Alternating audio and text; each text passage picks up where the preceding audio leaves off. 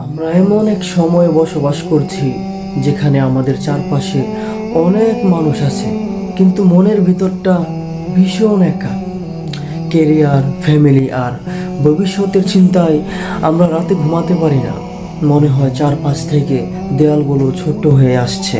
কিন্তু আপনি জানেন কি, এই অন্ধকারের মাঝেও আপনার জন্য একটা আলোর পথ খোলা আছে।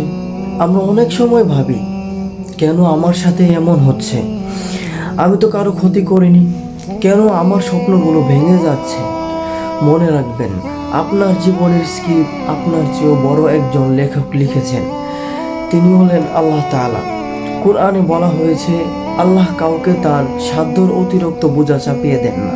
তার মানে আপনি আজ যে সমস্যার মধ্য দিয়ে যাচ্ছেন তার সহ্য করার ক্ষমতা আপনার আছে বলেই আল্লাহ তাআলা আপনাকে বেছে নিয়েছেন। পাখিকে কখনো চিন্তা করে সে আগামীকাল কি খাবে?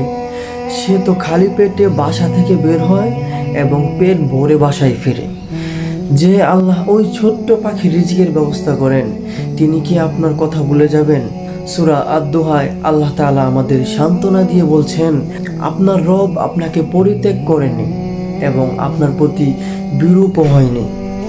তাই যখনই মন খারাপ হবে, সেজদায় গিয়ে সব বলে দিন। দুনিয়ার মানুষের কাছে বললে বিচার পাবেন, কিন্তু মহান আল্লাহ তাআলার কাছে বললে প্রতিকার পাবেন।